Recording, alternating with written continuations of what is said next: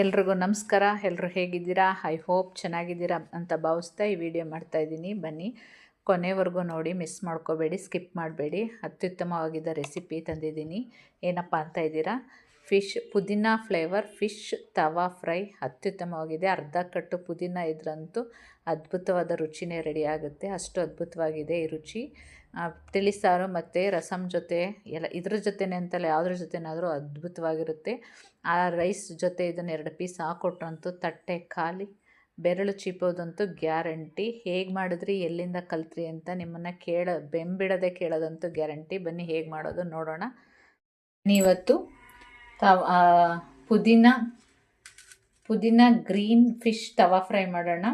ನೋಡಿ, ಫಿಶ್ ತೊಗೊಂಡಿದ್ದೀನಿ. 1 kg fish ತೊಳೆದು ಎಲ್ಲ ನೀಟಾಗಿ ತೊಳೆದು ಹುಣಸೆಹಣ್ಣು, ಉಪ್ಪು ಮತ್ತು ಅರಿಶಿನದ ಪುಡಿ ಹಾಕಿ ಮ್ಯಾರಿನೇಟ್ ಮಾಡಿ ಇಟ್ಕೊಂಡಿದ್ದೀನಿ. ಇದನ್ನು ನೀವು ಹಾಗೆಯೇ 1 ಅಲ್ಲ 3 ಸರಿ ತೊಳೆದು ಕ್ಲೀನಾಗಿ ಹುಣಸೆಹಣ್ಣು ಅಥವಾ ನಿಂಬೆಹಣ್ಣು ಹಾಕಿ ಉಪ್ಪು ಅರಿಶಿನ ಹಾಕಿ ನೆನೆ ಹಾಕಿ ಇಟ್ಕೊಂಡಿದ್ದೀನಿ.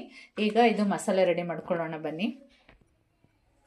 ನೋಡಿ, ಇದಕ್ಕೆ 1 ಗೆಡ್ಡೆ ಬೆಳ್ಳುಳ್ಳಿ ತೊಗೊಂಡಿದ್ದೀನಿ, ಅರ್ಧ ಇಂಚು ಶುಂಠಿ ತೊಗೊಂಡಿದ್ದೀನಿ, ಒಂದು 4ರಿಂದ 5 ಹಸಿಮೆಣಸಿನ್ಕಾಯಿ ತೊಗೊಂಡಿದ್ದೀನಿ, ಮತ್ತು ಒಂದು 10ರಿಂದ 15 ಕರಿಬೇವಿನ ಎಲೆ, ಒಂದು ಅರ್ಧ ಕಟ್ಟು ಕೊತ್ತಂಬರಿ ಸೊಪ್ಪು, ಒಂದು ಅರ್ಧ ಕಟ್ಟು ಪುದೀನ ಸೊಪ್ಪು. ಪುದೀನ ಸ್ವಲ್ಪ ಜಾಸ್ತಿ ಇರಬೇಕು, ಯಾಕೆಂದರೆ ನಾವು ಮಾಡ್ತಿರೋದೇ ಪುದೀನ ಫ್ಲೇವರ್ ಆಗಿರೋದ್ರಿಂದ ಪುದೀನ ಸ್ವಲ್ಪ ಜಾಸ್ತಿ ಇದ್ರೇ ಚೆನ್ನಾಗಿರುತ್ತೆ. ಇದಕ್ಕೆ ಸ್ವಲ್ಪ ನಿಂಬೆ ರಸ ಮತ್ತು ಉಪ್ಪು ಹಾಕ್ಕೊಂಡು ರುಬ್ಕೊಬರೋಣ. ನೀರು ಹಾಕೋ ಅವಶ್ಯಕತೆ ಇಲ್ಲ. ಇದಕ್ಕೆ ಸ್ವಲ್ಪ ಉಪ್ಪು, ರುಚಿಗೆ ತಕ್ಕಷ್ಟು, ಒಂದು ಅರ್ಧ ಹೋಳು ನಿಂಬೆಹಣ್ಣು ಇಟ್ಕೊಳ್ಳೋಣ. ಒಂದು ಅರ್ಧ ಹೋಳು, ಜಾಸ್ತಿ ಬೇಡ, ಸಾಕು ಇಷ್ಟೇ. ಇದಕ್ಕೆ ನೋಡಿ, ಇದಕ್ಕೊಂದು 2 ಕ್ಯೂಬ್ ಅಷ್ಟು ಐಸ್ ಹಾಕೊಳ್ಳೋಣ. ಐಸ್ ಹಾಕೊಂಡ್ರೆ ಗ್ರೀನಾಗಿ ತುಂಬ ಚೆನ್ನಾಗಿ ಬರುತ್ತೆ, ಅದಕ್ಕೋಸ್ಕರ ರುಬ್ಕೊಂಡು ಬರೋಣ.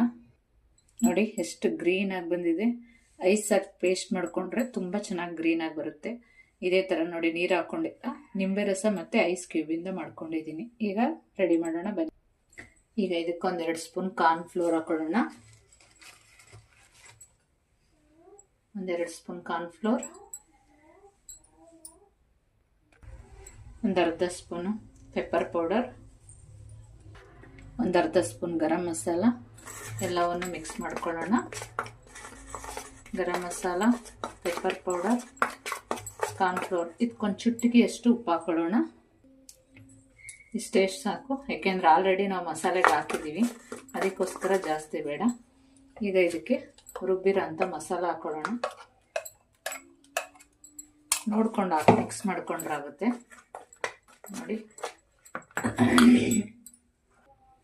ನೋಡಿ ಚೆನ್ನಾಗಿ ಮಿಕ್ಸ್ ಮಾಡಿಕೊಂಡು ಪೇಸ್ಟ್ ರೆಡಿ ಮಾಡ್ಕೊಳ್ಳೋಣ.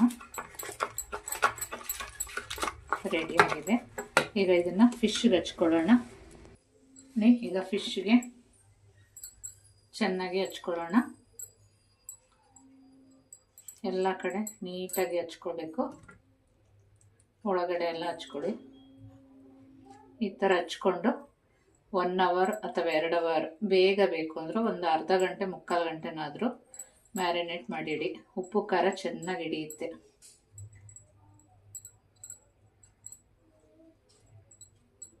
ಈ ಥರ ಮಾಡಿ ತವದ್ಮೇಲೆ ಮಾಡಿದ್ರೆ ಅದ್ಭುತವಾಗಿರುತ್ತೆ. ಪುದೀನ ಫ್ಲೇವರು ಎಲ್ಲವನ್ನು ಚೆನ್ನಾಗಿ ಹೀರ್ಕೊಂಡಿರುತ್ತೆ.